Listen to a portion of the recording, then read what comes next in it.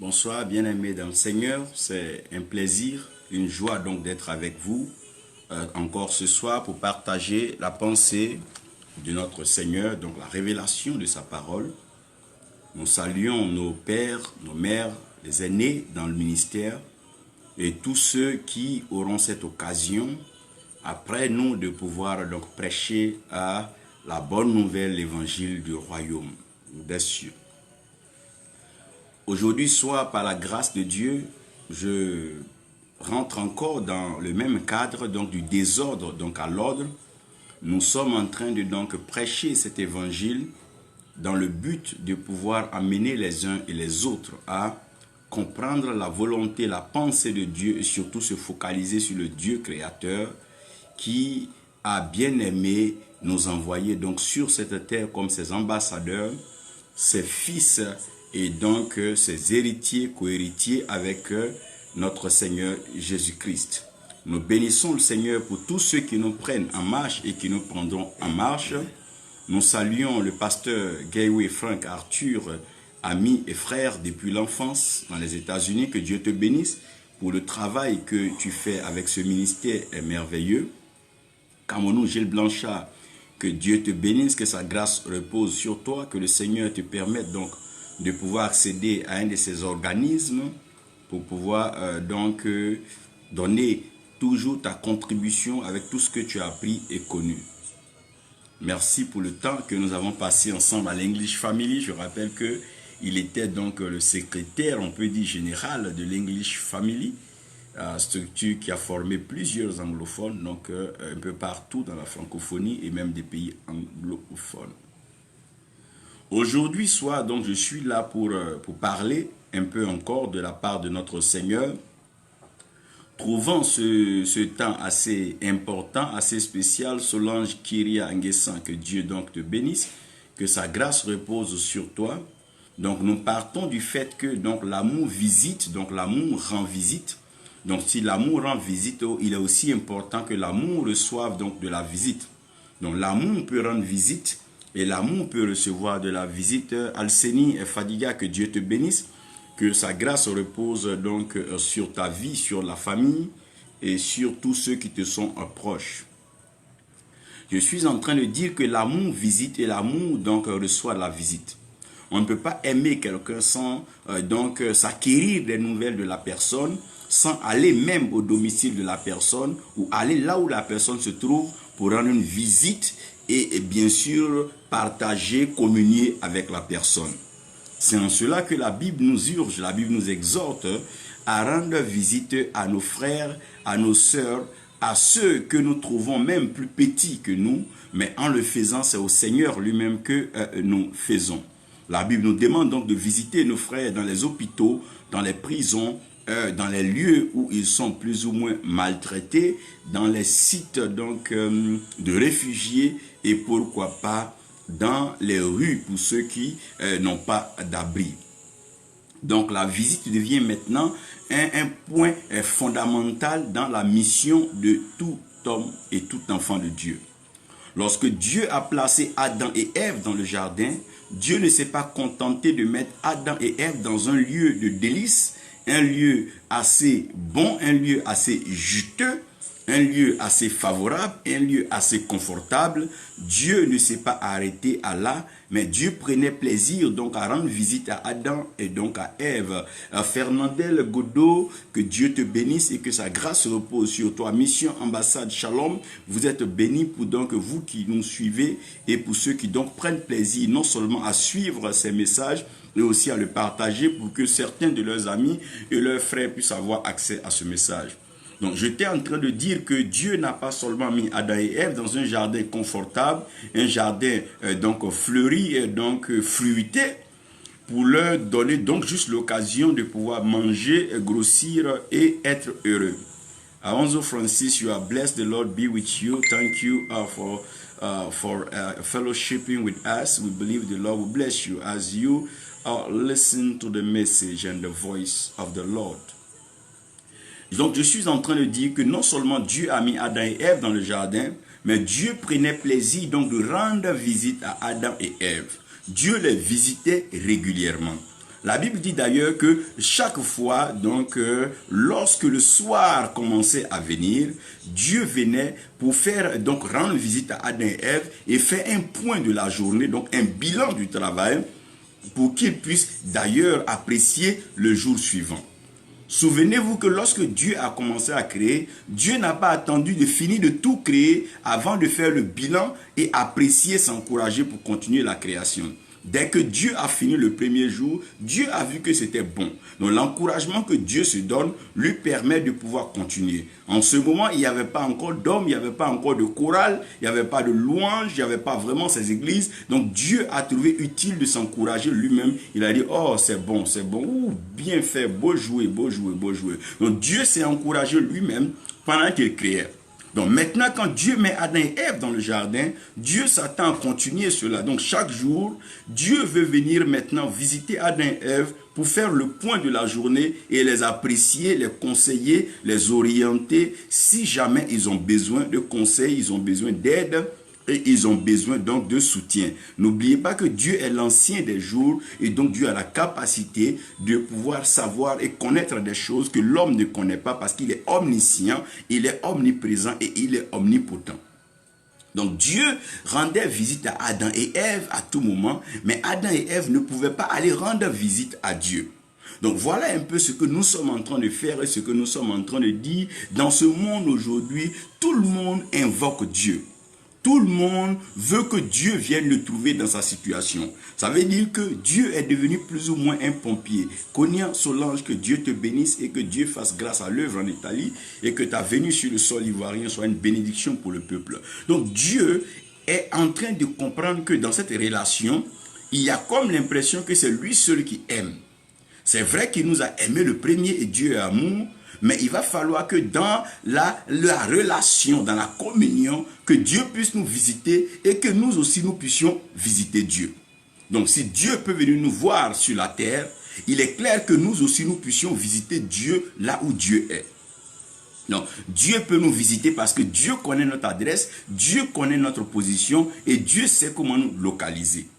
Et la Bible l'annonce d'ailleurs qu'une fourmi noire, dans la nuit noire, sous une pierre noire, Dieu de là-haut voit donc la fourmi. Donc rien n'échappe à la vision, à la vue et au contrôle de Dieu. Et tout est contrôlé donc par Dieu. Et Dieu serait heureux, et Dieu souhaiterait que nous venions donc à sa rencontre et que nous venions dans sa présence pour communier avec lui. C'est ce que nous essayons de faire de temps en temps, sinon la plupart du temps, dans les dimanches, dans les lieux de culte, dans donc des lieux de pèlerinage, des lieux de recueillement sur des montagnes. Et c'était ainsi que la relation a toujours été.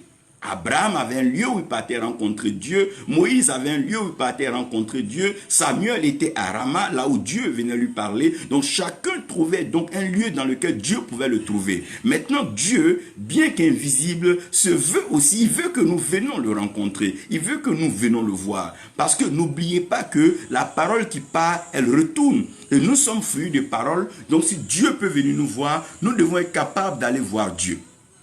Donc, c'est un peu pour cela que je vais travailler aujourd'hui sur le thème de la carte de visite de Dieu. La carte de visite de Dieu, parce que comprenez avec moi que toute autorité a un protocole. Et à cause du protocole, tout le monde ne peut pas avoir accès à l'autorité donc de façon facile. Donc, il y a un protocole et ce protocole doit être respecté. Comprenez même bien que quand Dieu a chassé Adam donc du jardin, Dieu a mis là directement un chérubin et qui avait une épée en main. Donc si Adam veut venir rentrer dans le jardin à nouveau, il doit faire face d'abord à l'épée et ensuite faire face au chérubin. Donc il y a un protocole de retour dans le jardin duquel Adam avait été chassé. Donc, il y a un protocole en tout et il y a le protocole aussi du retour donc à la relation avec Dieu. C'est ce que Christ est venu donc établir sur la terre. Mais pendant que nous sommes sur la terre, nous nous trouvons dans des situations difficiles. Et la Bible dit alors, invoque-moi le jour de la détresse et je te répondrai. Mais on n'attendra pas toujours le jour de la détresse pour invoquer Dieu, parce qu'il y a des moments où on n'a pas besoin d'attendre la détresse. C'est notre Dieu, c'est notre Père, c'est notre Créateur, mais nous avons l'envie de le voir. De la même façon que des enfants, il arrive des moments, peuvent demander à leur mère, mais maman, où est papa? On veut voir papa, mais papa est passé où? On prend le téléphone, on appelle papa. Mais il y a ce désir quand même pour des enfants qui ne sont pas orphelins. Et s'ils étaient orphelins, comprenez que Dieu est le père des orphelins. Il est clair que les enfants ont l'envie de voir leur père. Nous avons l'envie de le voir.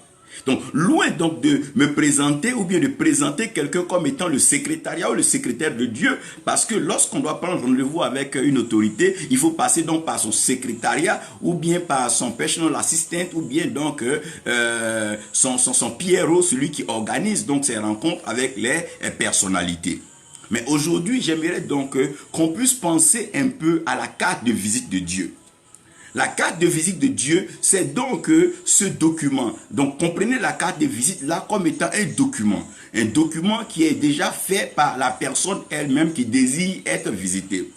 Et sur la carte de visite, la personne se devra donc de marquer son nom, marquer son adresse géographique, marquer son numéro de téléphone, aussi bien mobile que fixe. La personne marquera donc son adresse électronique, sa personne pourra marquer son Skype et tout, et la personne bien sûr marquera son nom. Donc avec cela, nous avons la carte de visite de la personne et à partir de la carte de visite de la personne, nous pouvons aller rencontrer la personne sur le rendez-vous que nous avons pris avec cette personne. Donc si nous n'avons pas la carte de visite de Dieu, il nous sera difficile de pouvoir rencontrer Dieu.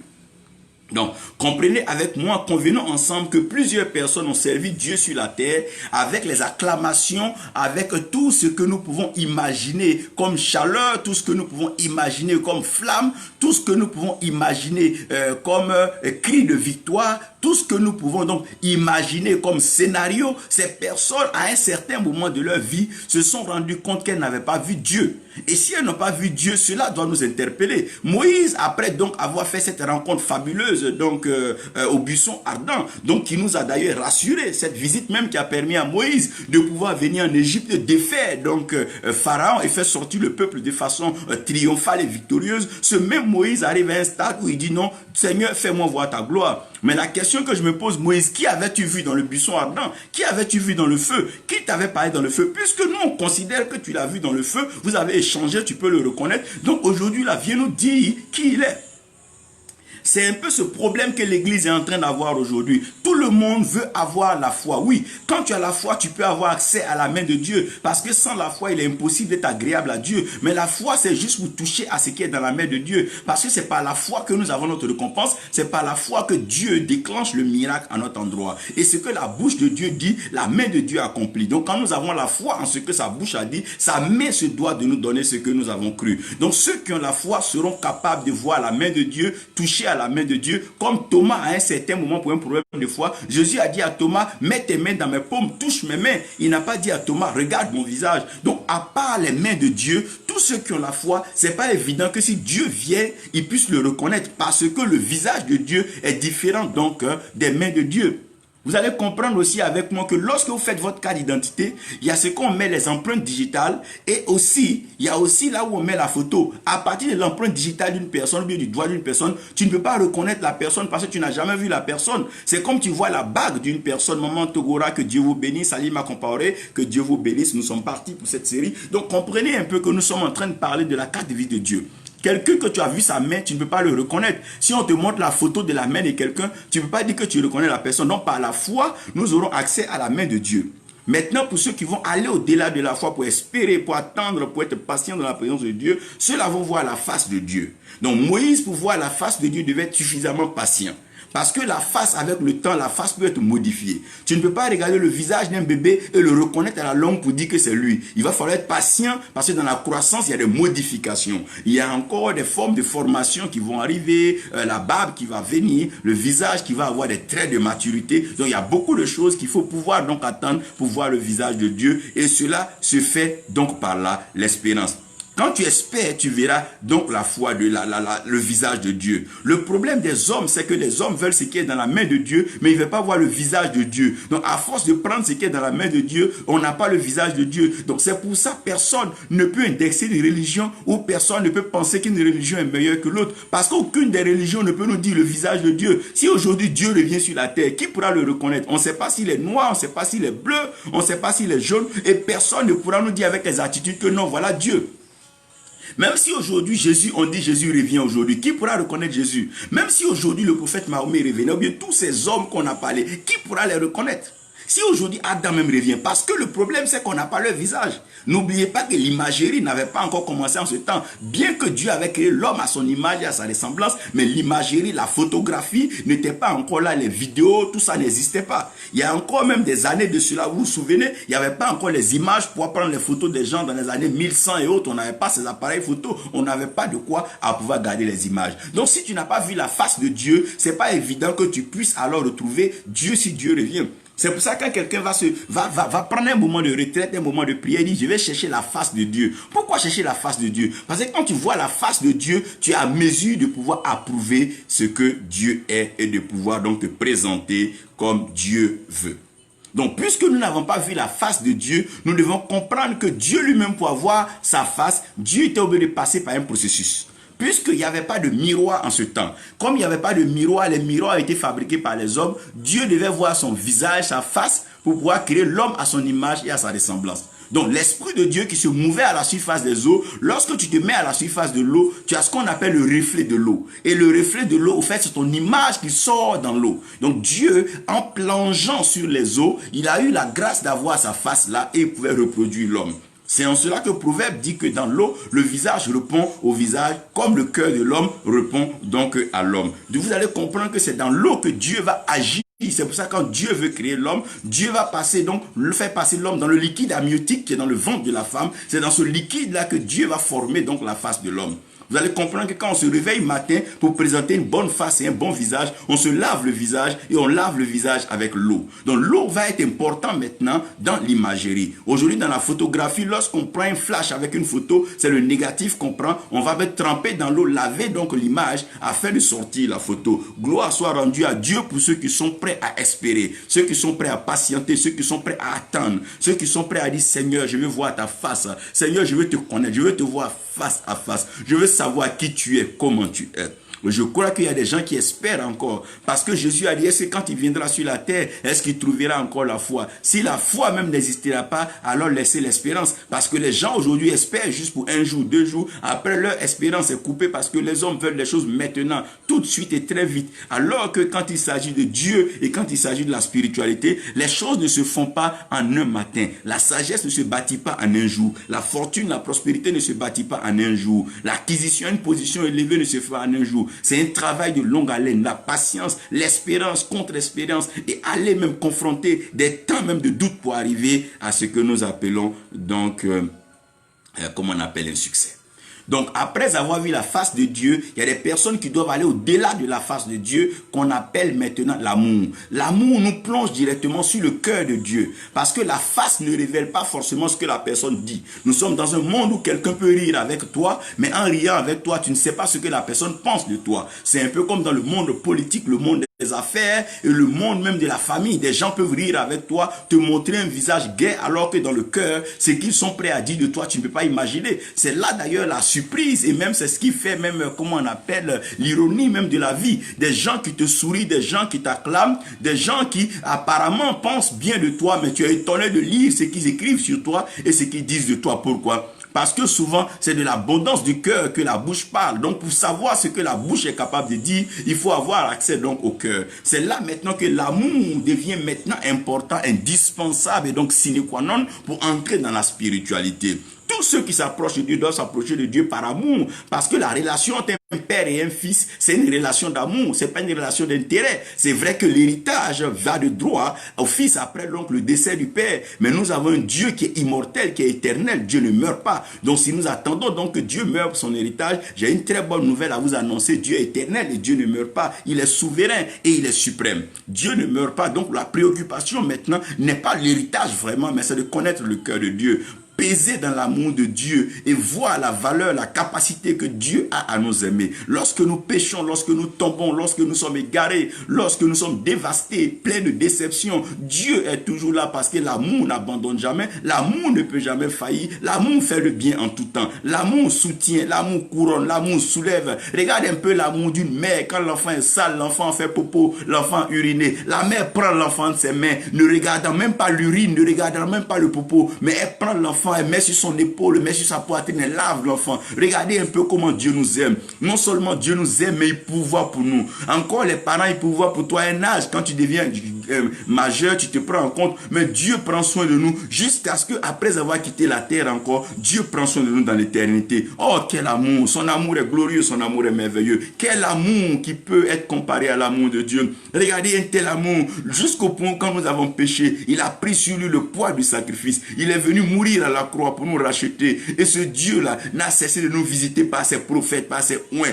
par ses saints, par la révélation. Ce Dieu n'a pas voulu être absent de notre vie. Il nous a donné sa loi, il nous a donné sa parole, il nous a donné sa révélation. Nous en avons écrit, nous en avons d'électronique parce que Dieu veut être présent. Il veut peser dans nos relations, dans nos activités, dans notre progrès de tous les jours. Il sait que nous ne pouvons rien faire sans lui car tout a été fait par la parole. Regardez quel amour. C'est cet amour de Dieu qui nous rapproche de nos frères, que nous ayons le même groupe ethnique, que nous ayons la même couleur de peau, que nous parlons le même langage, que nous soyons de différents bords et de compréhension, mais nous sommes liés par l'amour de Dieu, parce que l'amour c'est le lien de la perfection. L'amour c'est le lien de l'éternité. Lorsque l'amour est là, rien ne peut briser l'amour. L'amour est plus fort que la mort. L'amour célèbre en tout temps, l'amour encourage en tout temps.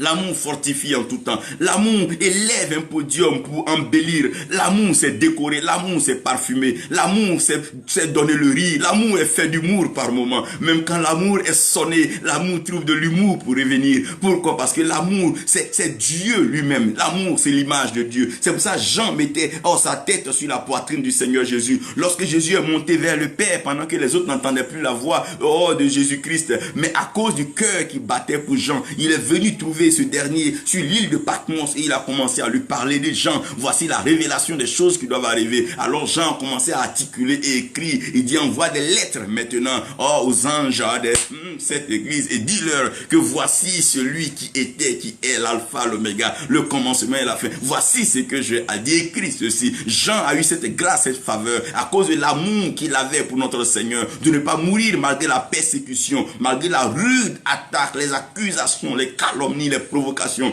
Jean est resté plus que vainqueur parce que l'amour ne meurt jamais. Et Jean est resté sur l'île de Patmos, bien que dans la solitude, il ne se sentait pas seul parce qu'il était tout le temps avec la présence donc de notre Seigneur et les anges pour nous écrire. Donc l'Apocalypse qui devient notre support pour la révélation afin de plonger dans les événements à venir.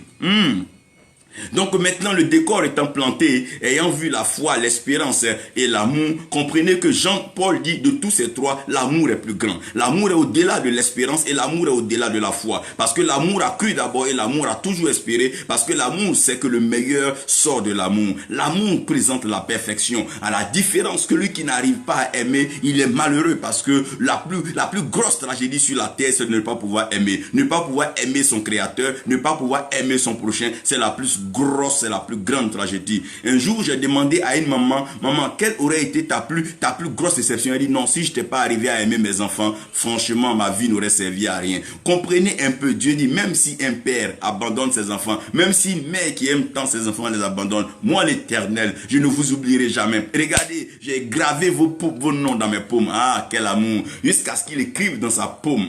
Non, quel amour. Donc Dieu nous a tellement aimés et l'amour rend visite. Quand tu aimes une personne, tu lui rends visite malgré ton emploi du temps chargé, malgré tes programmes, malgré tes projets. Tu ne peux pas aller sans rendre visite à ta maman, sans rendre visite à une maman que tu aimes. Tu peux pas passer dans une ville sans rendre visite à un ami que tu aimes. L'amour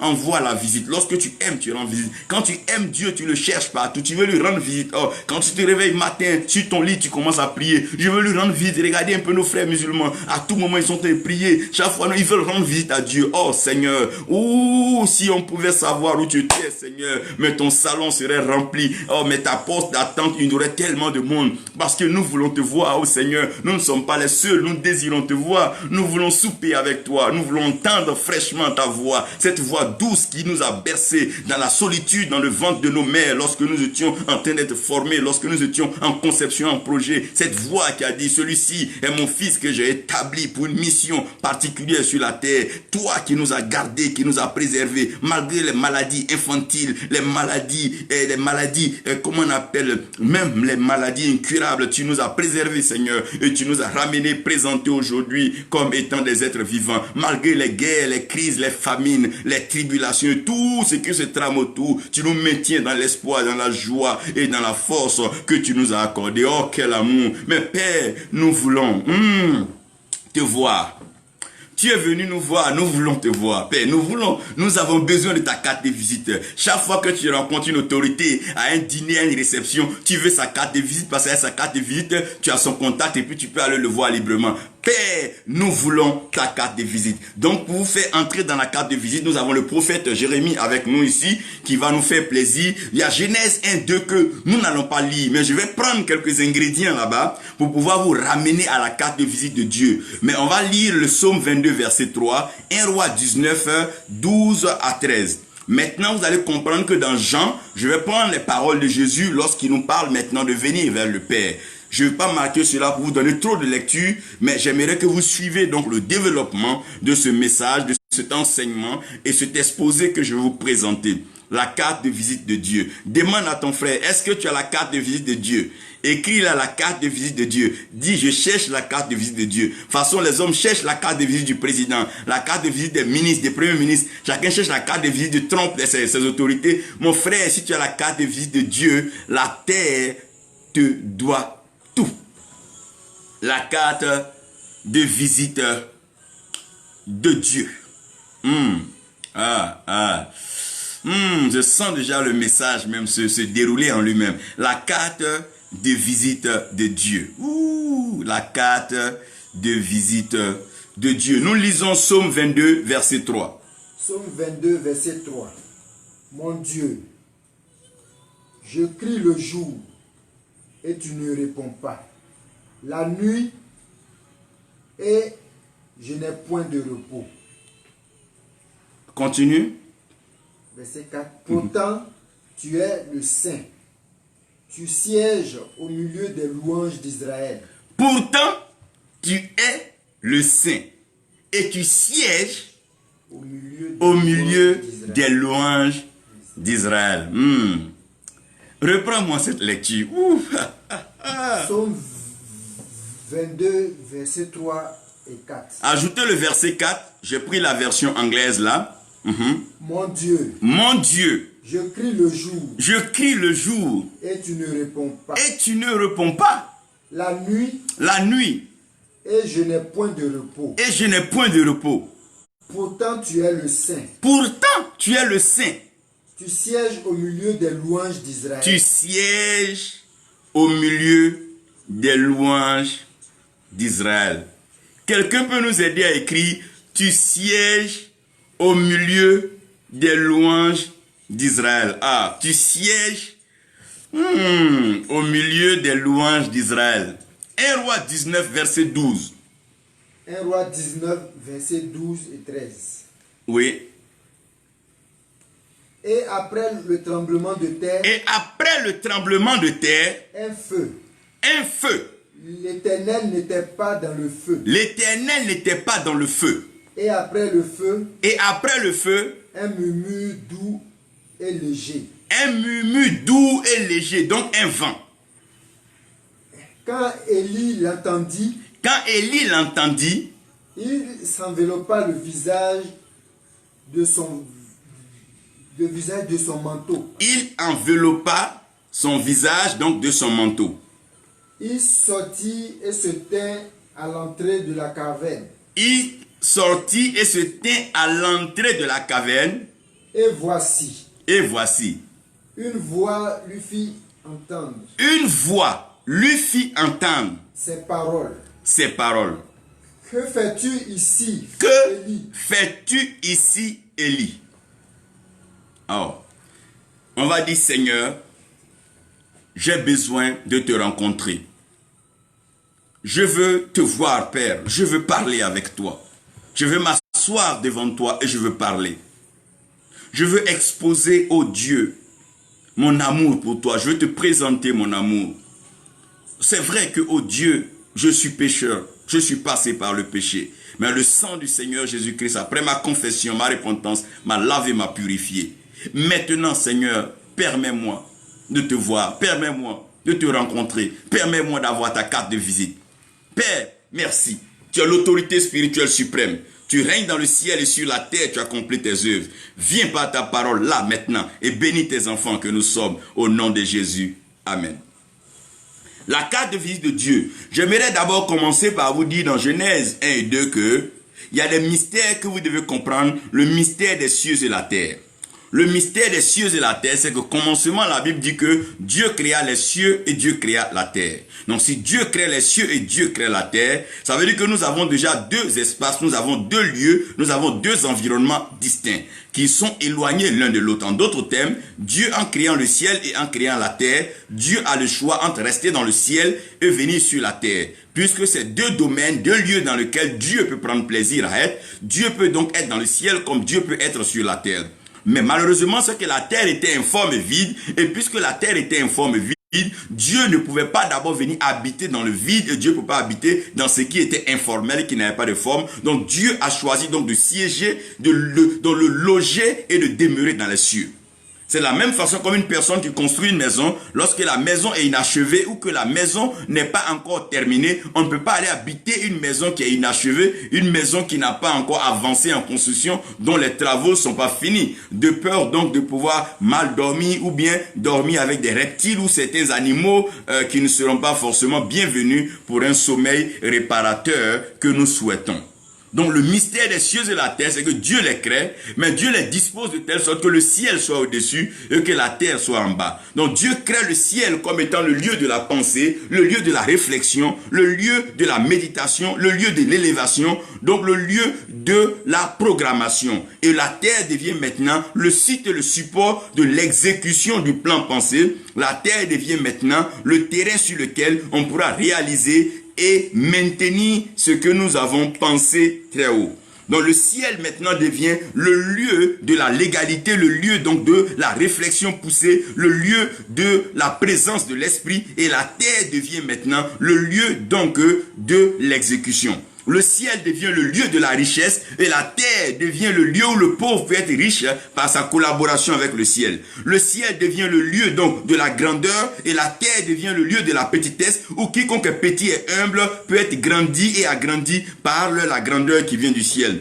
Le ciel devient maintenant le lieu de la liberté où celui qui est libre au ciel peut venir affranchir celui qui est enchaîné, qui est aliéné par terre. Donc la terre devient le lieu maintenant de l'esclave, le lieu du petit et maintenant aussi le lieu du pauvre. Donc tous ceux qui marchent sur la terre, puisqu'ils aient et peuvent penser ce qu'ils veulent, mais chacun a quelque part une pauvreté qu'il cache, quelqu'un a quelque part une petitesse qu'il cache et quelqu'un a quelque part un esclavage qu'il cache. C'est en cela que vous allez réaliser que tous ceux qui sont sur la terre ont forcément un problème. Chacun cherche une liberté d'un système, une liberté d'une colonisation, une liberté d'une famille, une liberté d'une relation, une liberté d'une personne, une liberté d'une terre. Chacun cherche à sortir d'une certaine pauvreté, une pauvreté relationnelle, une pauvreté en santé, une pauvreté en nutrition, quelque part une pauvreté en bien-être. Il y a toujours une pauvreté sur la terre quelque part. Aussi sur la terre, il y a une petitesse. C'est pour ça que les hommes sont complexés. Qu'est-ce qui fait le complexe de l'homme sur la terre? C'est la petitesse. Parce que tout le monde peut lever les yeux pour regarder le ciel. Personne ne peut pencher sa tête comme ça pour regarder le ciel parce que le ciel est très haut. Aussi haut que le ciel est élevé, chacun veut grandir, s'élever. Chacun veut même se mesurer aux étoiles. C'est pour ça que quand quelqu'un a réussi, il prend plaisir de se faire appeler étoile et star. Pourquoi? Parce que l'homme a ce complexe sur la terre. La terre a l'envie de pousser haut. C'est un peu ce que la terre a esquissé par des montagnes. Donc par des plateaux et par des plaines, essayer de monter, s'élever, comme les arbres qui poussent aussi veulent monter vers le ciel, les animaux grandissent pour monter vers le ciel. C'est un peu comme ça que Dieu a fait le ciel, pour que le ciel puisse exaucer la terre le jour du besoin, pour que le ciel puisse pourvoir à la terre. Donc Dieu réserve maintenant la plénitude dans le ciel et Dieu permet que la terre ait un manque à gagner. C'est ce manque à gagner donc qui devient ce vide et ce manque de forme. Pourquoi la terre n'a pas de forme? Parce qu'il faut quelqu'un pour venir former la terre, venir la cultiver et lui donner une forme. C'est comme l'Afrique qui était un continent tout vaste sur des forêts vierges. Il a fallu que des colons viennent pour pouvoir donc séparer l'Afrique, diviser donc pour qu'on puisse avoir les pays, sinon les nations que nous avons aujourd'hui. De la même façon qu'il fallait cette main, il fallait que des hommes du ciel, donc Dieu, viennent par ses anges qui viennent avec tous ceux qui collaboraient dans le ciel pour venir agir pleinement sur la terre. C'est ce que Dieu a illustré d'ailleurs par le jardin d'Éden que Dieu a placé. Mais j'aimerais que vous compreniez ainsi. De la terre, il est possible de pouvoir voir dans le ciel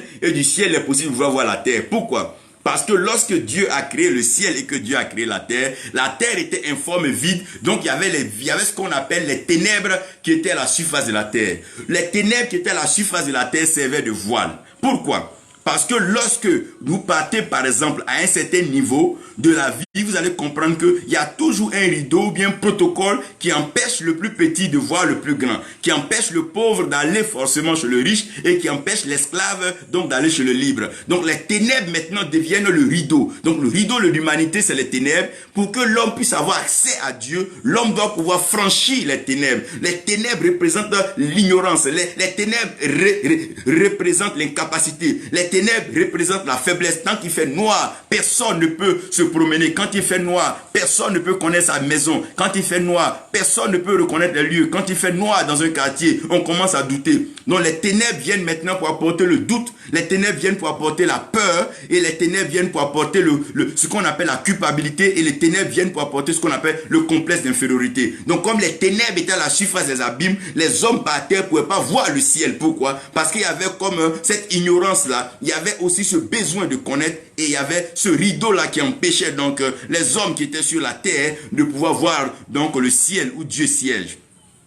C'est un peu ce qu'on va appeler aujourd'hui les classes sociales. Par exemple, tu as des quartiers carrément où c'est les pauvres qui sont là-bas, les misérables. Il y a des quartiers où c'est les riches qui sont là-bas. Il y a un écart de vie carrément, un écart de langage, un écart de comportement. Vous allez comprendre un peu que même déjà, si nous prenons certains pays ici en Afrique, il y a des pays en voie de développement, des pays équipés qui n'ont pas le même langage que ceux qui sont en bas. C'est un peu comme ça aussi même dans le langage que nous parlons. C'est un langage soutenu, un niveau de langue assez approuvé qui ne parle pas comme par exemple monsieur tout le monde qui n'est pas forcément allé à l'école. Donc vous allez comprendre que les ténèbres viennent servir maintenant de rideau. Les ténèbres viennent pour couvrir la surface des abîmes pour que celui qui veut avoir accès à Dieu puisse collaborer avec la lumière. Là où il n'y a pas la lumière, il n'y a pas de visibilité. C'est pour ça, remarquez bien, lorsqu'il fait noir, quand une salle est noire, personne ne peut voir même sa femme ni son frère. La seule façon de pouvoir voir quelqu'un, c'est de parler. Donc les ténèbres se sont mis là, pas parce que Dieu voulait pas qu'il y ait ce rideau, mais Dieu voulait au-delà du rideau pouvoir faire une chose qui est la parole. Quand il fait noir, on ne voit plus, mais on cherche à écouter. Donc, puisque les hommes sont détruits par leur vue, leurs yeux, à cause des yeux des hommes, les hommes ont des problèmes, Dieu a voulu que ce rideau des ténèbres soit là. Et Dieu a voulu que le rideau des ténèbres soit là pour deux raisons. Premièrement, parce que c'est Lucifer qui était l'ange de lumière.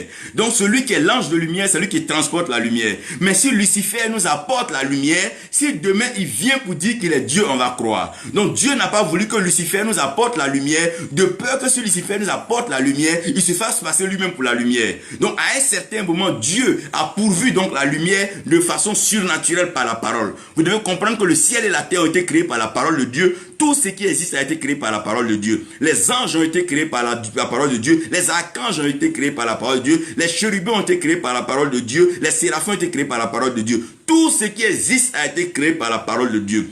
Personne d'autre ne s'est créé lui-même à part Dieu qui est Dieu en lui-même. Il n'a pas de commencement ni de fin. On ne le vote pas parce qu'il est Dieu et il est suprême. Il est l'autorité spirituelle suprême. C'est lui qui contrôle l'univers, c'est lui qui contrôle la terre. Toutes les planètes et les constellations, soleil, lune, tout ça dépend de Dieu. Il en fait ce qu'il veut, comme il veut, quand il veut. Donc, puisqu'il y a les ténèbres, les hommes auront besoin maintenant d'écouter la voix de Dieu. Lorsque vous voyez qu'un chrétien commence à écouter la voix de Dieu, mais non commencer la voix de Dieu, c'est parce que la vie l'a aveuglé. Le monde l'a aveuglé. Lorsque Paul partait tuer, Paul voyait encore clair. Mais lorsque Paul a été aveuglé sur la route de Damas, Paul a été sage et il a écouté la voix qui lui a dit, quand tu iras, va te présenter à Anania. Anania priera pour toi et tu recouvriras la vue. Par moment, ce monde doit être aveuglé pour que les hommes comprennent qu'ils ne sont pas aussi sages que Dieu, ils n'ont pas la connaissance que Dieu a, ils ne sont pas capables de gérer tout sur la terre. Il est arrivé un moment où la terre doit pouvoir reconnaître à humilité que sans le ciel, rien de bon ne peut se passer. Il doit pouvoir être clair que sur la terre des hommes, peu importe nos positions sociales, peu importe nos positions économiques, nos positions intellectuelles, il faille qu'un jour nous comprenions que le ciel est au-dessus de tout, ce que nous devons apprendre à nous rabaisser, nous humilier et même nous agenouiller pour que le ciel nous envoie les trésors qui sont cachés. Paul dit, tout don excellent, parfait, nous vient du ciel.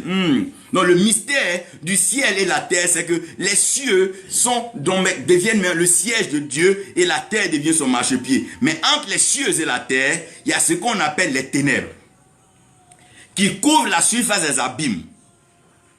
Quand on parle des abîmes, comprenez ce qu'on appelle les profondeurs. Si tu creuses un trou, que ce soit l'œil, il fera noir dedans, ça c'est ce qu'on appelle les abîmes. Mais Dieu, son esprit se mouvait à la surface des eaux. Et qu'est-ce que Dieu va faire? Dieu va séparer les eaux. De telle sorte que Dieu va amener des eaux en bas. Et Dieu va amener aussi des eaux en haut. Il va laisser des eaux en bas. Et il va laisser des eaux en haut.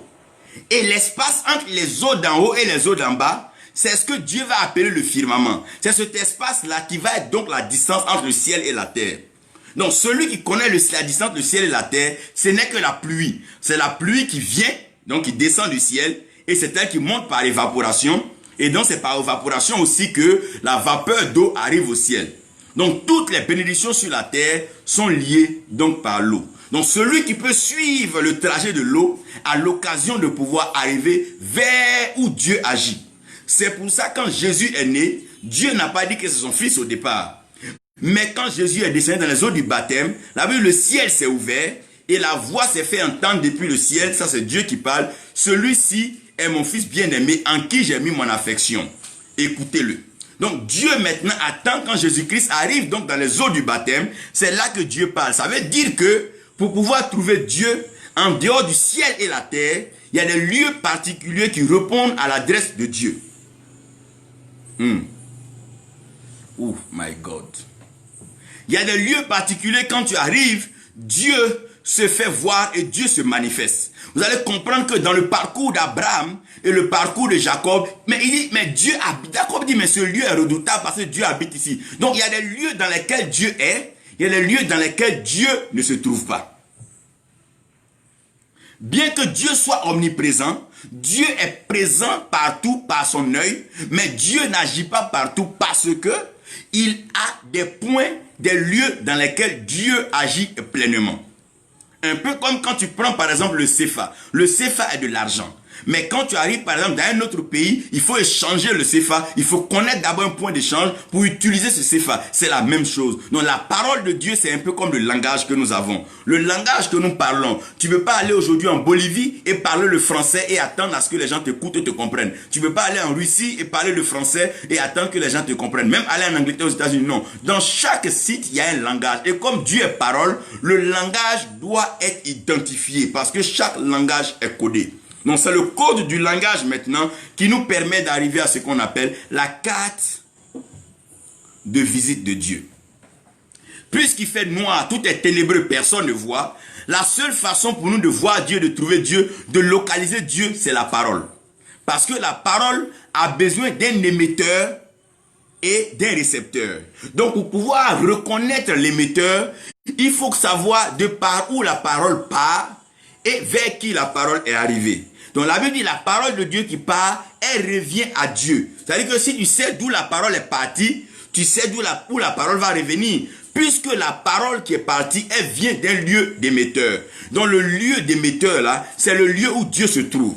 Ça veut dire que si tu demandes aujourd'hui à Moïse où est Dieu, Moïse va dire Dieu se trouve à Horeb. Il va te dire Dieu se trouve à Sinaï. Il va te dire que Dieu se trouve sur le mont Nebo. Pourquoi? Parce que Moïse a entendu la voix de Dieu dans le buisson. Il a entendu Dieu parler à Sinaï. Il a entendu Dieu parler à Horeb. Il a entendu Dieu parler à Nebo, sur le mont Nebo. Abraham va te dire que Dieu est sur la montagne Moria. Parce qu'à Moria, Dieu a vu Abraham là-bas et Dieu lui a même montré un bélier pendant qu'Abraham n'avait pas de bélier en main. C'est la preuve que Dieu était présent physiquement en ce lieu et spirituellement en ce lieu, parce que le bélier n'est pas spirituel, mais le bélier était tangible, palpable et on pouvait même l'égorger. La preuve, Abraham en a fait un festin après donc la mort ratée d'Isaac. Je vais vous dire une chose ici, comprenez. Donc pour localiser Dieu, il faut comprendre d'où la parole vient. Et si tu ne sais pas d'où la parole vient, tu ne pourras pas localiser Dieu. Malheureusement, aujourd'hui dans cette génération, on regarde juste un grand temple, on dit, ah, Dieu est ici. On regarde un homme qui a des grosses voitures, on dit, Dieu est ici. On regarde un homme qui est... Non, ça n'a rien à voir. Tout ce que nous voyons avec nos yeux ne dit pas forcément que Dieu est là-bas. La carte de visite de Dieu n'est pas forcément liée aux choses matérielles. Comprenez que Dieu est esprit et Dieu est spirituel.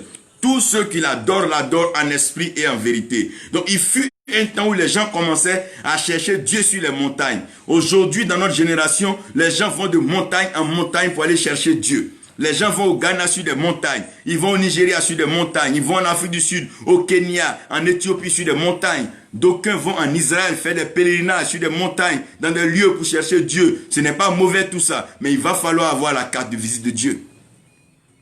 On cherche Dieu partout. On le cherche sur les montagnes, on le cherche dans les forêts, on le cherche dans la brousse, on le cherche même chez les animaux. Et maintenant, l'homme, ayant des difficultés à trouver Dieu, a commencé à plonger dans l'adoration. Et c'est l'adoration maintenant de ce qu'on ne connaît pas qui a produit ce qu'on appelle l'idolâtrie.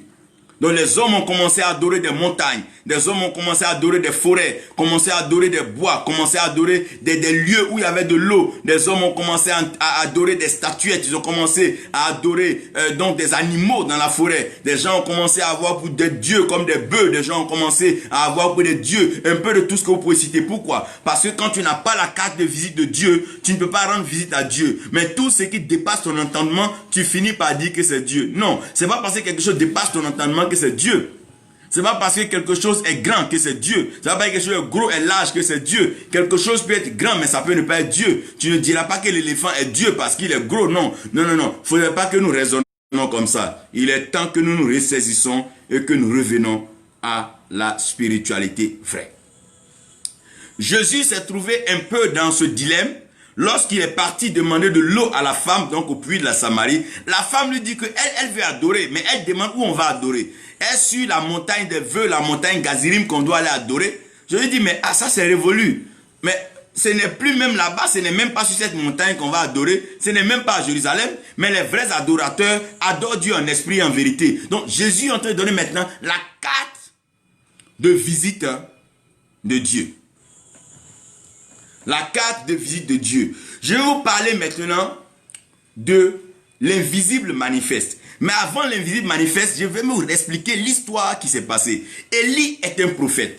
Élie est un prophète de Dieu. La Bible dit Élie est le Tishbite. Lorsqu'Élie est présenté, on ne parle pas de son origine. On ne parle pas de la biographie d'Élie. On ne dit pas son père, on ne dit pas sa mère. On ne dit pas ses frères, on ne dit pas ses sœurs. On dit Élie le Tishbite. Donc on présente Élie comme un homme qui a vécu et qui a été. Un homme qui est venu à un moment précis où l'adoration avait commencé à être biaisée et a commencé à être falsifiée. Il y avait des adorations aux idoles. Il y avait des adorations à un peu de tout. Donc Jézabel avait orchestré avec un lot de personnes qu'elle avait détournées à sa guise pour adorer maintenant un Dieu qu'ils ont appelé Baal. Donc n'ayant pas la carte de visite de Dieu, ils avaient la carte de visite de Baal. Ayant la carte de visite de Baal, ils pouvaient à tout moment appeler Baal et demander à Baal d'intervenir dans les activités, comme dans nos villages, comme dans nos traditions. Nos parents ne connaissant pas Dieu, ne connaissant pas le Dieu dont nous sommes en train de parler, ils sont obligés de se référer à des arbres, à des eaux, à des forêts, à des animaux et chercher à entendre de la bouche de ces choses-là la parole qui va leur permettre de pouvoir sortir d'une ignorance,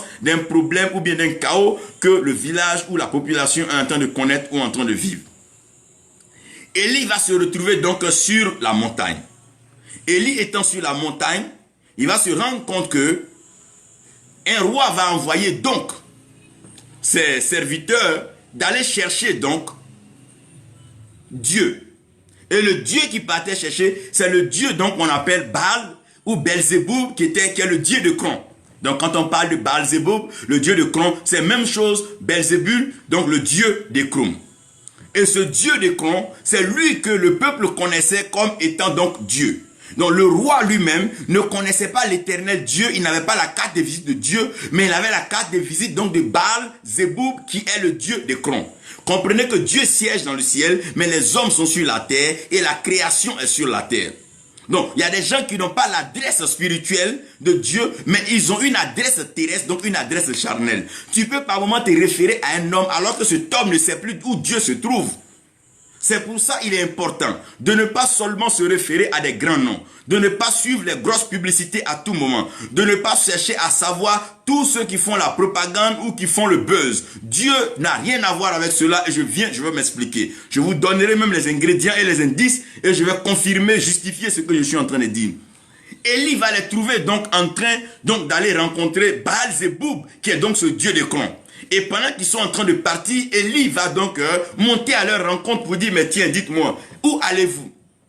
Ils disent que le roi est malade. Le roi est tellement malade que on est obligé d'aller donc voir le Dieu d'Écron. Donc on a la carte de visite, on va prendre rendez-vous avec le Dieu d'Écron pour que le Dieu d'Écron puisse guérir le roi. Ah, le roi tombe malade et maintenant c'est le Dieu d'Écron, Baal Zéboub, qui doit venir maintenant guérir le roi. Comme si Dieu n'était pas Dieu sur son trône, comme si l'Éternel n'avait pas sa parole. Il dit, j'envoie ma parole et ma parole est guérie. Comme si la parole de Dieu n'était pas manifeste. Voilà une délégation de personnes en route pour aller voir Baal Zéboub, le Dieu d'Écron. Parce qu'ils n'ont pas la carte de visite de Dieu. C'est dommage, c'est déplorable et c'est malheureux aujourd'hui dans cette génération. Les gens sont prêts à courir les féticheurs, courir les brousses, courir les magiciens, courir les sectes, courir les loges pour chercher de la puissance. Comme si l'Éternel n'était pas tout puissant. Les hommes sont obligés de pactiser, entrer dans des alliances sataniques pour avoir l'argent et l'or. Comme si l'or et l'argent n'appartenaient pas à l'Éternel.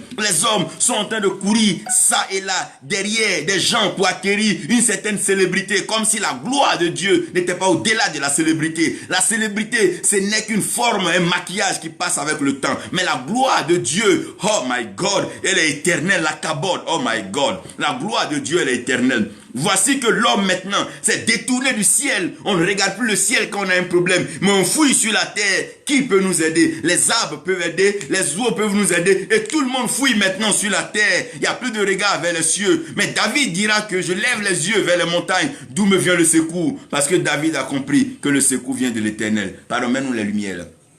Comprenez un peu bien que voilà maintenant que le roi tombe malade et on envoie maintenant des personnes avec aller maintenant à la carte de visite. Comment ils peuvent savoir où aller trouver Baal Zéboub, le Dieu d'Écron, mais ils ne peuvent pas aller trouver l'Éternel des armées. Frère, vous serez étonnés de voir des gens qui savent où trouver des marabouts, des féticheurs, des sorciers, où trouver des magiciens, où trouver des maçonniques, mais ils ne savent pas où trouver Dieu. Ils ont l'adresse de tous les maléficiés, mais ils n'ont pas l'adresse du Dieu bienfaiteur, le Dieu amour qui résout tous les problèmes de la création. Ils ont l'adresse de tous ceux qui peuvent faire du mal, mais ils n'ont pas l'adresse de Dieu. Ils connaissent où aller payer des armes de guerre, ils savent où aller tisser des alliances sataniques pour détruire, déstabiliser les nations et les peuples. Ils savent où aller provoquer des maladies bactériologiques, ils savent où aller provoquer des armes nucléaires pour détruire, mais ils ne savent pas où aller trouver Dieu, le Dieu de paix, le Dieu d'amour, le Dieu sage, le Dieu créateur. Les hommes savent où aller chercher tout ce qu'ils veulent, mais seulement ils n'ont pas l'adresse, la carte de visite de Dieu. C'est dommage et c'est déplorable que de plus en plus les lieux de culte aujourd'hui, tu es étonné de voir des gens courir ça et là en bas des brousses, rentrer dans des rituels, des pratiques sataniques, aller dormir dans des tombes, des cercueils, aller faire de ces choses qui ne sont même pas dignes d'être d'un homme, pour dire même de l'esprit. Tout simplement parce qu'ils cherchent une puissance. Que cherchez-vous? Ils cherchent une guérison. Que cherchez-vous? Ils cherchent un mariage. Que cherchez-vous? Ils cherchent un voyage. Que cherchez-vous? Je cherche des voitures. Que cherchez-vous? Ils cherchent des maisons. Que cherchez-vous? Ils cherchent des enfants. Que cherchez-vous? Ils cherchent la célébrité. Que cherchez-vous? Ils cherchent l'honneur. Que cherchez-vous? Ils cherchent la protection. Que cherchent-ils? Que cherchent-ils? Et ça se promène ça et là. Ça vacille, ça court, ça et là. Ça ergote, ça bavarde, ça crie, ça chante, ça insulte. Chacun cherche quelque chose. Comme si l'Éternel n'était pas Dieu. Et Élie leur dit, mais n'y a-t-il pas un Dieu en Israël? Donc, Élie localise maintenant une portion, une nation. N'y a-t-il pas de Dieu en Israël pour que vous partiez voir Baal-Zéboub, le dieu d'Écron. N'y a-t-il pas un Dieu? Y a-t-il pas l'éternel Dieu créateur? N'y a-t-il pas l'Atik Yomin, l'ancien des jours? N'y a-t-il pas le vieillard des siècles, le rocher des temps? N'y a-t-il pas ce... Oh my God! N'y a-t-il pas ce Dieu pour que vous partiez voir? Baal-Zéboub, Dieu de Cron. Aïe, aïe, aïe, aïe. Il dit, mais non, non, ça en est de trop, ça en est de trop, ça. Allez-y, dis au roi qu'il y a Dieu en Israël. Et il voulait même s'opposer. Il dit, si l'Éternel est Dieu et que son prophète, que le feu descende du ciel et que le feu les consume. C'est ce que nous avons vu. Un va être épargné, il va aller dire au roi. Le roi va dire, mais comment il était habillé? Il va dire au roi, ce dernier était habillé de fin lin, donc un vêtement lin, un fin lin blanc, donc de pureté, de sainteté. Cet homme était saint, il avait une pureté. Et il dit, ah, c'est Élie le Tishbite. Parce que pour approcher Dieu, n'oubliez pas que Dieu est saint et Dieu siège dans la louange de son peuple. Donc il va falloir avoir une certaine sainteté. La sainteté, c'est la capacité à pouvoir conserver en soi les valeurs que Dieu met en nous. Ce n'est pas qu'on n'a pas péché, mais c'est qu'on est saint. Parce qu'il nous sanctifie par sa parole. Il nous sanctifie par sa parole. Et maintenant, le roi va encore envoyer des délégations qui vont à tour de rôle être exterminées par le même feu. Donc Élie sait à quel moment envoyer le feu, parce qu'Élie peut envoyer le feu à tout moment. Après donc cela, Élie va trouver même que ça ne suffit pas. Élie va lui dire, bon, aujourd'hui, puisque on ne comprend pas qui faut adorer, on ne sait pas qui appeler, il faut qu'on trouve donc la carte de visite du Dieu que nous devons adorer. Mais pour qu'on puisse convoquer ce Dieu-là, puisque moi je le connais sur la dimension du feu, laissez-moi donc, faisons un sacrifice. Celui qui fait descendre le feu du ciel, alors ce dernier-là a eu l'adresse de son Dieu, et son Dieu pourra venir siéger avec le Dieu d'Israël. Les prophètes de Baal, sachant où trouver le feu, il dit, il n'y a pas de problème. Tout le monde sait où trouver le feu. Il y a des feux dévorants, il y a des feux permanents, il y a des feux temporaires. Donc il faut savoir de quel feu il s'agit. Et lorsque le temps du sacrifice va arriver, les prophètes de Baal vont crier toute la journée, toute la nuit, comme on a lu dans le psaume 29, verset 3. J'ai crié toute la journée, tu ne m'as pas répondu. Un peu dans ce sens-là, ils ne seront pas répondus. Lorsque l'heure du sacrifice va arriver, Élie va réparer l'autel de l'Éternel. Mais Élie ne va pas s'arrêter à là. Élie va mettre quoi? De l'eau. Il va mettre de l'eau sur l'autel avant d'invoquer le feu. Donc ça veut dire que sur l'autel qu'Élie est en train d'établir, il y a 4 éléments fondamentaux qui seront présents. D'abord, l'autel est une élévation de terre. Ça veut dire Élie va mettre la terre. En d'autres termes, de par la terre, on peut avoir une localisation de Dieu. Parce que Jésus a marché sur la terre et Dieu a marché sur la terre. En plus de la terre qu'Élie avait, Élie a mis de l'eau sur l'autel. Donc, l'eau est un lieu dans lequel on peut trouver Dieu. Parce que l'eau est le lieu d'entraînement des esprits. C'est pour ça qu'un homme qui ne naît pas d'eau et d'esprit ne peut pas entrer dans le royaume des cieux. Et vous allez comprendre que l'Esprit de Dieu se mouvait à la surface des eaux. C'est en cela que Jésus a marché aussi sur les eaux. Pour dire qu'il a une trace qui est sur les eaux. Il a une trace qui est sur la terre. Il a une trace qui est sur les eaux. Et avant qu'Élie n'invoque le feu, comprenez bien qu'il y a le vent qui va souffler sur l'autel qui a été placé. Parce que partout il y a l'eau, partout il y a la terre, il y a le vent.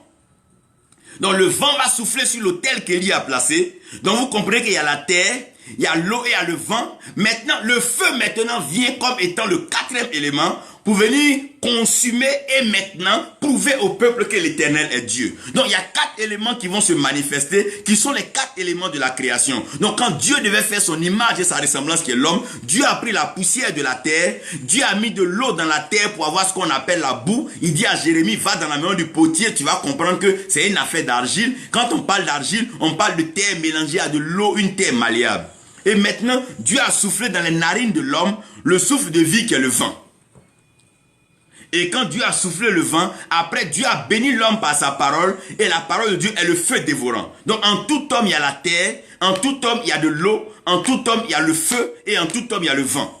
Donc ce qui fait vivre un homme, c'est la terre, l'eau, le feu et le vent. Donc aucun homme ne peut vivre s'il n'y a pas de vent, aucun ne peut vivre s'il n'y a pas de feu, aucun ne peut vivre s'il n'y a pas d'eau, et un homme ne peut pas vivre s'il n'a pas de terre. C'est pour ça qu'un homme meurt, le premier qui passe c'est le vent. Lorsqu'un homme ne respire plus, qu'il n'a plus de vent, alors il meurt. Lorsque le vent part, ce qui va se passer, c'est comme c'est le vent qui active le feu en lui, le feu va s'éteindre et le corps va devenir froid. Et quand le corps de l'homme devient froid, l'eau va sortir du corps de l'homme et le corps va commencer à sécher. Et après, quand vous l'enterrez, si vous partez après, la terre va retourner à la terre, il ne restera que l'os. C'est pour ça que Dieu dit que la femme est l'aide de l'homme. C'est-à-dire qu'après, si tu vas dans le cercueil, pour pouvoir retrouver qui est mort, c'est par l'os seulement que tu peux retrouver. Parce que la chair est partie, l'eau est partie, le vent est parti, le feu est parti. Donc, à partir de ces 4 éléments, tu peux localiser Dieu. C'est pour ça qu'Élie a pris l'élément feu pour localiser Dieu. Certaines personnes peuvent localiser Dieu par la terre. Sur cette terre-là, Dieu se manifeste. On appelle la terre de la gloire. Par exemple, Dieu dit, je vous envoie dans une terre où coule le lait et le miel. Donc, sur cette terre-là, on peut voir Dieu. Dans le désert, Dieu était là dans le tabernacle. C'est une terre précise. Donc, sur la terre, on peut voir Dieu.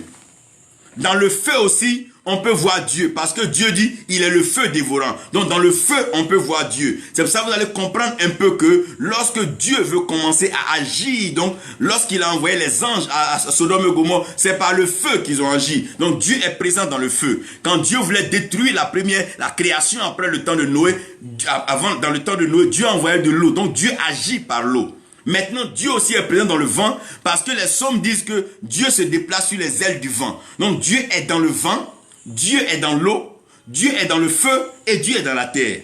Donc voici 4 éléments qui nous permettent de pouvoir retrouver Dieu très facilement.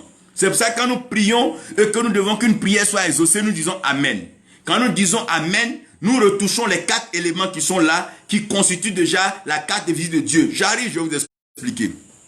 Quand il dit Amen dans le A, tu appelles la personne de Abraham. Parce que Abraham est l'ami de Dieu à qui Dieu a confié la terre. Donc la terre appartient à Abraham. Partout où tu vas, on dit que non, je suis fils d'Abraham. Les musulmans sont fils d'Abraham. Et tous ceux qui sont fils d'Abraham héritent de la terre. Partout où les juifs vont, ils sont prospères. Ils sont fils d'Abraham parce que la terre a été promise à Abraham. Quand un homme meurt, on dit qu'il est parti dans le sein d'Abraham. Qui est allé déjà creuser le sein d'Abraham pour enterrer quelqu'un? On enterre les gens dans la terre. Quand on parle d'Abraham, comprenez bien que c'est la terre. Dieu dit à Abraham, toutes les nations ne seront bénies que par Abraham. Mais aucune nation ne peut être bénie à part sa terre. La bénédiction des nations se trouve dans leur terre. Donc quand Dieu parle de la personne d'Abraham, Dieu fait revenir, fait vivre l'élément terre.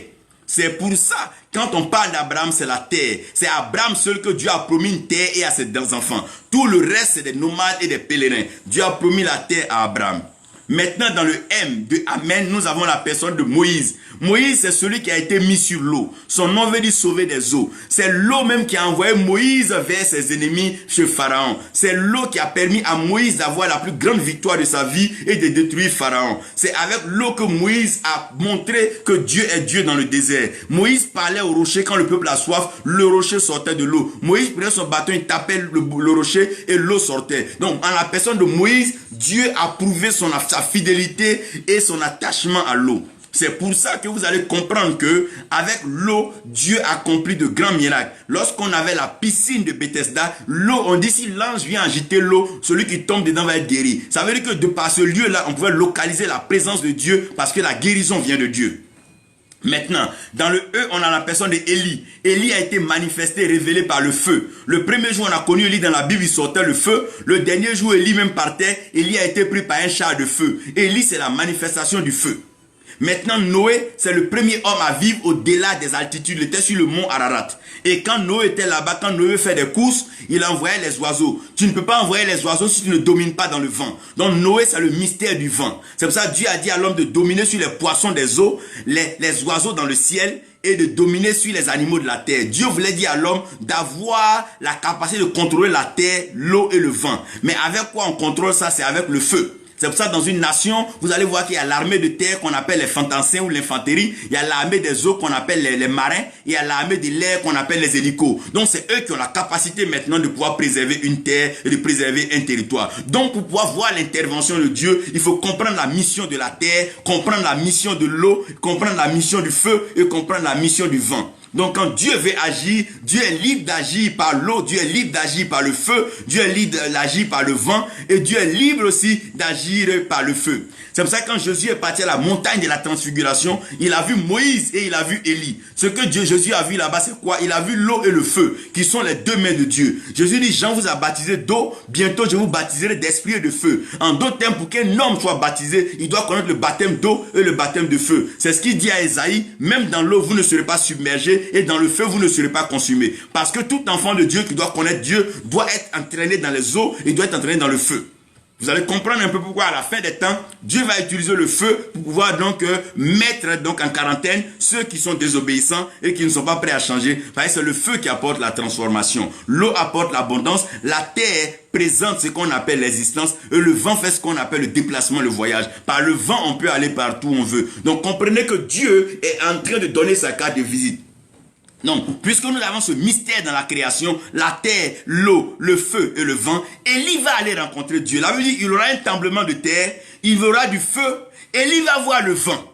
Mais la Bible dit, et Dieu n'était pas là. Pourquoi? Parce qu'il y a trois éléments qui sont présents. Il y a la terre, il y a le feu, il y a le vent. Mais l'eau ne s'est pas encore manifestée. Et quand Dieu parle au prophète, il dit, je vous enverrai la pluie de l'arrière-saison. Quand on parle de la pluie de l'arrière-saison, on parle de la visitation divine. Quand il n'y a pas de pluie sur la terre ne peut rien produire. Donc la meilleure façon de voir Dieu arriver sur la terre, c'est la pluie. Il dit, Noé fait l'âge parce qu'il va pleuvoir. Mais qui fait tomber la pluie? C'est Dieu. Il dit, sa parole est semblable à la pluie qui vient du ciel et qui arrose la terre. C'est la même façon que sa parole ne retourne pas à lui. Donc Dieu compare sa parole, Dieu compare sa personne à la pluie qui vient donc d'en haut. La Bible parle de la pluie de la saison. À quel moment les semences commencent? Les semences commencent quand la pluie arrive. À quel moment la moisson commence? Lorsque la pluie de l'arrière-saison arrive. Dieu est en train d'expliquer à Abraham ici que les quatre créatures que tu vois, la terre, l'eau, et le feu, le vent, c'est avec eux que tu peux me retrouver. Il est en train de le montrer à Élie, mais Élie n'avait pas encore vu la pluie, donc Élie ne pouvait pas comprendre que Dieu était là. C'est pour ça que Dieu a dit à Adam, quand Adam a péché, c'est à la sueur de ton front tu vas manger. Quand je vais voir l'eau sur ton front, quand je vais voir l'eau sur ton visage, alors tu mangeras. Oh my God. Regardez quand Naaman est venu voir Élisée, il dit, allez, va te jeter dans l'eau là-bas. Parce que Naaman est venu pour voir Dieu, pas pour voir Élisée. Élisée dit, va te jeter dans les eaux. Et Naaman était guéri. Mais qui l'a guéri dans les eaux? Dieu a envoyé sa parole guérit. Sachez rechercher Dieu dans les temps où nous sommes. Sachons rechercher Dieu dans les temps où nous sommes. Maintenant, j'arrive à ce que j'appelle l'invisible manifesté. C'est quoi l'invisible manifesté? L'invisible manifesté, c'est quelque chose que tu ne vois pas, mais tu le vois agir. Oh mon Dieu. Quelque chose que tu ne vois pas. La foi est une assurance ferme des choses qu'on espère. Une démonstration de ce qu'on ne voit pas. Donc l'invisible manifeste. C'est quelque chose que tu ne vois pas, mais qui se manifeste. Tu ne vois pas la parole venir guérir. Mais le malade se lève, il dit il est guéri. Il dit Lazare sort. Lazare n'a pas vu la parole, mais Lazare a été ressuscité. Pourquoi? Parce que ça j'appelle l'invisible manifeste. C'est quoi l'invisible manifeste? L'invisible manifeste commence depuis la naissance. Oh mon Dieu. La prophétie est partie comme une parole. La Vierge enfantera. La Vierge sera enceinte. Elle nous donnera un fils et il portera le fardeau du peuple du monde entier sur lui. Et la Bible parle donc de ce temps merveilleux dont les prophètes avaient parlé. Une jeune dame donc vierge du nom de Marie, lorsque Gabriel l'approcha, Gabriel l'abordant ce thème: femme, tu es bénie parmi toutes les femmes et le fruit qui sortira de tes entrailles est béni, parce que la puissance du Très-Haut va te couvrir. Donc dans la naissance déjà, on commence à voir l'invisible manifeste. Qu'est-ce que j'appelle l'invisible manifeste? C'est lorsque l'esprit arrive à une dimension où il doit naître. Si l'esprit ne pouvait pas naître, Jésus ne dirait pas à Nicodème de naître de nouveau ou bien de naître de l'esprit. Si on peut naître de l'esprit, c'est que l'esprit peut naître. Donc à sa naissance déjà, il y aura une manifestation. Comment est-ce que l'invisible manifeste va naître? Déjà, l'étoile brillante du matin va commencer à signaler. Les mages d'Orient vont commencer à voir l'étoile signaler. Pendant que l'étoile est en train de signaler, la grossesse est en train de pousser. La dame est en train de comprendre que la grossesse qu'elle a n'est pas une grossesse ordinaire. Oh, c'est l'invisible manifeste. L'invisible manifeste.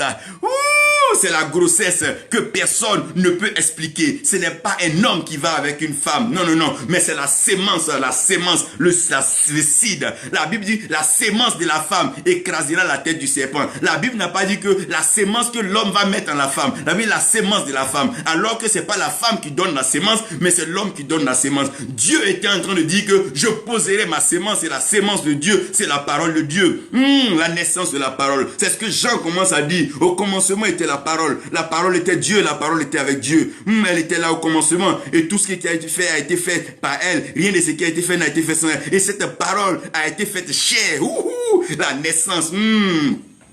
Ah, l'invisible manifeste. C'est lorsque la parole devient chère. Lorsqu'on dit tu es prospère et la prospérité prend forme. Je ne parle pas des illusions. Je ne parle pas des contes de fées. Je ne parle pas des rêves. Je ne parle pas de ces choses-là. Je parle de l'invisible manifeste. Lorsque la parole prend forme. Lorsque la parole devient chère. Lorsque la parole habite parmi nous.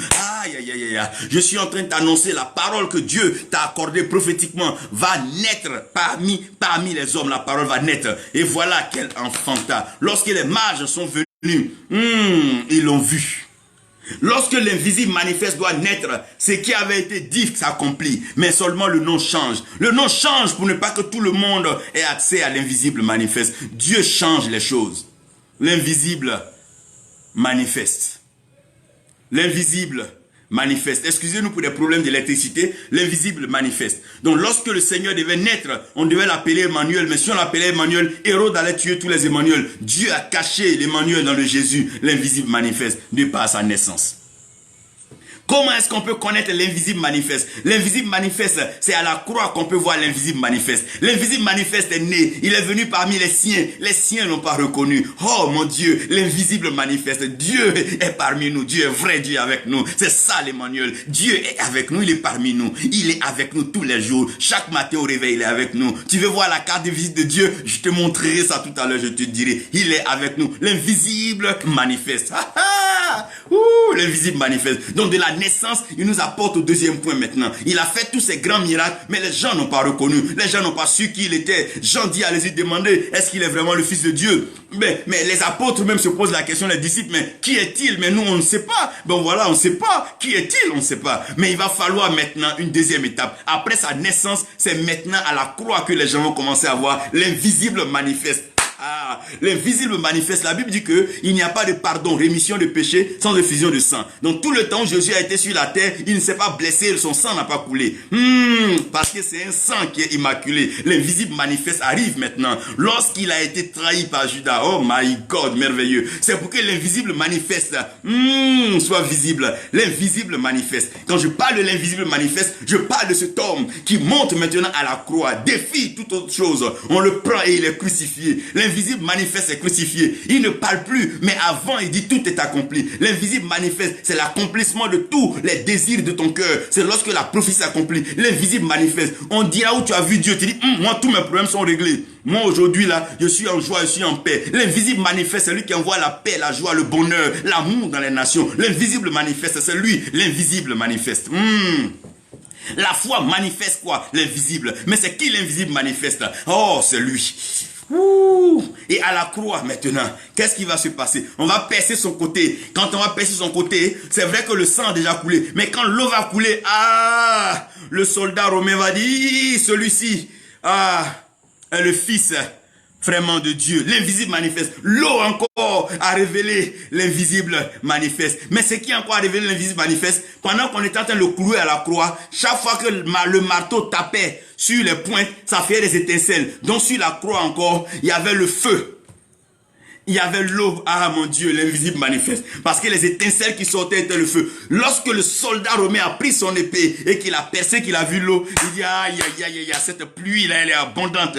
Celui-ci est le fils bien-aimé de Dieu. Pourquoi? L'invisible manifeste sera tangible, sera palpable. On le verra dans ta vie. L'eau coulera, l'eau lavera. Ta souillure sera lavée, ta propriété sera révélée. C'est l'eau qui a élevé l'arche de Noé au mont, sur la montagne Ararat. C'est pas Noé qui a soulevé l'arche. Tu seras propulsé dans les hauteurs. Tu seras élevé parce que l'eau va t'emmener loin et haut. Oh, je parle de l'invisible manifeste. Comment reconnaître l'invisible manifeste? Dès sa naissance à la croix. Quand tu regardes la croix, tu sais que quelque chose s'est passé. Il a porté le péché de l'humanité. Les ténèbres qui étaient là au commencement et que Dieu a dit que la lumière soit. Les mêmes ténèbres sont revenues couvrir, mon Dieu. Il y a eu des ténèbres qui ont couvert, mon Dieu, toute la création. Ça vous dit que c'est l'invisible manifeste. C'est lui la lumière. C'est lui quand il s'éteint, il y a les ténèbres. L'invisible manifeste. Il vient prouver encore qu'il est la lumière du monde. Comme Jean a dit, il est la lumière et il a la vie. Cette vie est la lumière des hommes. Oh mon Dieu, mon Dieu, mon Dieu, mon Dieu, mon Dieu. Il est la lumière et cette lumière est la vie des hommes. L'invisible manifeste. On le reconnaît maintenant par la trace de son sang. Comment suivre un homme qui est blessé? Pour suivre un homme qui est blessé, suis la trace de son sang. Lorsqu'un homme est blessé, que tu veux le suivre, suis-le par la trace de son sang.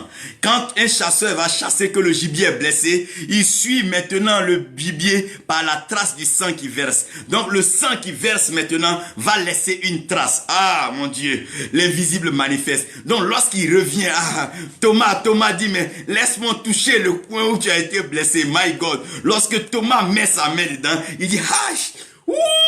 Alors là, non, ça je ne peux plus douter. Il est l'invisible manifeste par la trace de son sang. Pourquoi la trace de son sang? Lorsque son sang touchait la terre, la Bible dit, il y a eu un tremblement de terre. Ce qu'Élie avait vu, ce qu'Élie avait remarqué, quand il est parti chercher Dieu, la Bible dit, il y a eu un tremblement de terre, il y avait une secousse, la terre a secoué, c'est l'invisible manifeste. Lorsque le sang de Jésus a touché la terre a été secouée, il y a eu des secousses. Je veux parler des séismes de haute amplitude. Je ne suis pas en train de parler des ouragans, je ne parle pas des typhons. Je te parle d'un tremblement de terre à haute fréquence où le monde entier a tressailli. Je ne parle pas d'un continent, je ne parle pas d'un pays, je parle d'un tremblement total, mondial. Et universel, je veux le dire même ici plus fort et clair. Comprenez que par la trace de son sang, on sait qu'il est l'invisible manifeste. Voilà un sang qui n'a connu aucun péché. Un sang pur, un sang immaculé. Un sang propre, un sang divin. Ouh! My God, my God, my God, my God. Par la trace de son sang, on sait qu'il est l'invisible manifeste. Comment encore nous savons qu'il est l'invisible manifeste? Pour avoir donc l'adresse du Père. Il est monté. L'ascension. L'ascension est la preuve de l'invisible manifeste. Comme sans échelle, au temps de Jacob, il y avait une échelle. Au temps d'Élie, il y a eu le feu qui est venu. Mais à son temps, il est monté dans les vents. Il est monté dans les vents comme une vapeur. Il est monté sans bruit. Il est monté sans cri. Il est monté sans secousse. Il est monté sans acclamation. Il était avec eux et qu'il parlait. Pendant qu'il parlait avec eux, sans qu'il soit propulsé par des hommes, sans qu'il soit élevé par un quelconque autel, de façon surnaturelle, on l'a vu monter sur les airs. Qui peut se déplacer sur les vents si ce n'est Dieu lui-même? La Bible dit que Dieu se déplace sur les ailes du vent. Oh, l'invisible manifeste vient de prouver le divin. Nous savons maintenant où se trouve l'adresse de Dieu. C'est l'invisible manifeste. Si tu veux trouver Dieu, cherche l'invisible manifeste. Si quelqu'un cherche Dieu, montrez-lui l'invisible manifeste. Maintenant, le mystère du lieu et du temps. Puisque l'invisible manifeste a vécu dans un temps où nous n'étions pas, et qu'il a vécu dans un lieu où nous n'étions pas, on n'était pas là à l'an 0, on n'était pas là à l'an 20, à l'an 33, on n'était pas là quand il était crucifié. Mais la Bible dit que l'invisible manifeste est le même hier, aujourd'hui et éternellement. Aïe, aïe, aïe. L'invisible manifeste. Même si je n'étais pas là à l'an 0, je n'étais pas là au temps de Jean-Baptiste, je n'étais pas là au temps de Pierre, Jean-Jacques, je n'étais pas là au temps de Paul, je n'étais pas là au temps de Bartimée. Mais la Bible dit que l'invisible manifeste, il est le même hier, aujourd'hui et éternellement. Le temps n'a pas d'effet et d'impact négatif sur lui. Il demeure lui-même. Sa parole reste tangible, reste vérité. Sa parole reste prouvée. Sa parole est certaine. Il est l'invisible manifeste. Quand je parle de l'invisible manifeste, je parle de celui qui est le même hier, aujourd'hui et éternellement. Celui que le temps ne peut pas diluer, le temps ne peut pas faire oublier, le temps ne peut pas faner, le temps ne peut pas vieillir. Il est le même, il est le même, il est l'alpha et il est, oh my God, il est l'alpha et il est l'oméga, il est le commencement et la fin. Je parle de l'invisible manifeste, celui-là qui n'a pas de problème de lieu et qui n'a pas de problème de temps. Pourquoi? Le temps n'a pas d'effet sur lui. C'est en cela qu'il est éternel. L'invisible manifeste, c'est lui qui est éternel. Donc ne crois pas qu'en allant voir Dieu, tu vas voir forcément un vieillard. Le temps n'a pas d'effet sur lui. Ne crois pas que tu vas voir un bébé aussi. Le temps n'a pas d'effet sur lui. Si tu veux regarder donc à l'âge et au visage, tu ne verras pas l'invisible manifeste. Parce que le visible manifeste, il est éternel, il est intact. Je parle de l'invisible manifeste. L'invisible manifeste transcende le temps et les lieux. Qu'est-ce qu'il dit l'invisible manifeste? Il dit maintenant qu'il est monté vers le Père, personne ne peut aller dans le ciel pour aller taper. L'invisible manifeste dit, je me trouve à la porte de votre cœur et je frappe. Où se trouve le lieu de l'invisible manifeste? L'invisible manifeste n'est pas dans nos temples, l'invisible manifeste n'est pas dans nos mains, il n'est pas dans notre compte bancaire. Il n'est pas dans nos avoirs, il n'est pas dans tout ce que nous sommes en train de présenter. L'invisible manifeste n'est pas dans nos chants hypocrites que nous sommes en train de prononcer toujours avec haine, jalousie et cupidité. Non, l'invisible manifeste n'est pas dans nos cérémonies assez pompeuses pour nous faire des noms, donc des personnalités de l'argent. L'invisible manifeste n'est pas là, mais il est dans le cœur, il est à la porte du cœur et il frappe. Oh, le lieu où trouver l'invisible manifeste, c'est le cœur. Parce que le sang a sa trace et pour suivre la trace du sang, il faut trouver donc la source du sang qui est le cœur. L'invisible manifeste siège dans le cœur. Les vrais adorateurs l'adorent en esprit et en vérité. La vérité, oh my God, est dans le cœur. Tout ce qu'un homme dit, ce qui est vrai, c'est ce qui est dans son cœur. C'est dans le cœur que se trouve la vérité. Tu peux mentir aux hommes, mais tu ne peux pas mentir à ton cœur parce que, oh mon Dieu, mon Dieu, mon Dieu. L'invisible manifeste.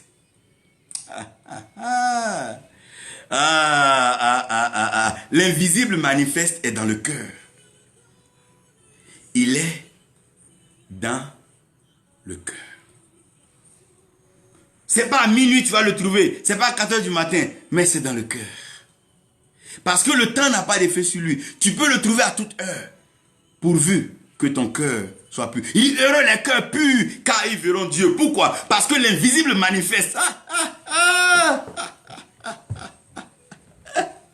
L'invisible manifeste est dans le cœur. Heureux les cœurs purs, car ils verront Dieu. Il dit, garde ton cœur pur, plus que toute chose, car de ton cœur jaillit les sources de la vie. Pourquoi? C'est là l'invisible manifeste se trouve. L'invisible manifeste est dans le cœur. Je vais maintenant pour terminer. L'invisible manifeste qui est dans le cœur siège. Quand on parle de siéger, on parle d'avoir son quartier général, là où on peut le trouver. Où siège l'invisible manifeste? L'invisible manifeste siège dans la louange et l'adoration de son peuple. Je ne suis pas en train de parler des chants, je ne suis pas en train de parler des cantiques. David a dit à Dieu, ne m'éloigne pas de ta face, ne me retire pas ton esprit. Il est en train de chanter des psaumes en écrivant. Donc ça veut dire que forcément en chantant, on ne définit pas la présence donc de l'invisible manifeste. Mais dans l'adoration et la louange du peuple de l'invisible manifeste. Il dit, vous qui étiez autrefois étrangers à mon alliance, vous qui étiez aliénés par vos péchés, vous qui étiez habitants des ténèbres, il nous a ramenés et il a fait de nous son peuple au travers du sang de l'invisible manifeste. Donc maintenant, lorsque nous sommes en train de le louer et que nous sommes en train de l'adorer, l'invisible manifeste est révélé. Parce qu'il siège, ô Dieu, dans la louange et dans l'adoration de son peuple. Qui est prêt à louer Dieu? Qui est prêt à adorer Dieu? Qui veut le louer, qui veut l'adorer sincèrement.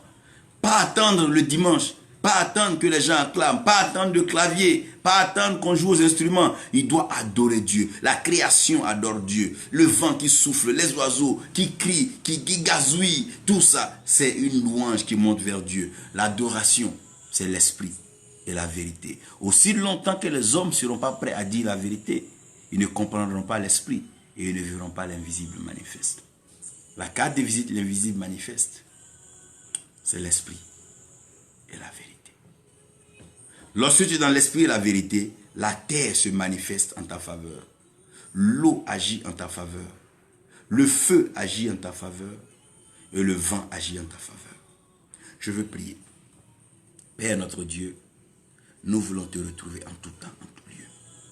Partout où nous partons, loin de nos pays, loin de nos maisons, loin de nos lieux de culte, nous voulons toujours te retrouver. Nous voulons t'adorer parce que nous avons besoin de t'adorer. Nous voulons te louer de notre cœur parce que nous savons que tu es Dieu. Père, merci. Parce que tu nous as permis d'avoir accès à ton trône de grâce. Tu nous as permis d'avoir accès à ta présence. Nous qui étions autrefois éloignés par nos péchés, voilà que tu nous as rapprochés. Nous ne voulons plus perdre cette relation, cette connexion. Nous voulons demeurer unis avec toi, en toi. Merci Père. Parce que nul ne vient à toi sans passer par l'invisible manifeste qui est notre Seigneur Jésus-Christ. La seule adresse à laquelle Dieu peut être trouvé, Seigneur, la seule adresse, c'est Jésus-Christ. La vraie adresse, la seule adresse par laquelle nous pouvons trouver, c'est Jésus-Christ. Oh Seigneur, merci. Tu as dit, toutefois qu'on demandera quelque chose, au nom de Jésus, tu agiras. Pourquoi? Parce que tu es dans ce nom. Merci Père pour ta fidélité. Garde chacun, bénis-nous. Aide-nous à célébrer, à louer et à adorer toujours le Christ en nous. Merci Père pour ta fidélité. Au nom de Jésus. Amen. Que Dieu vous bénisse et que l'invisible manifeste soit avec vous aujourd'hui et pour toujours. Au nom de Jésus. Amen. You are blessed.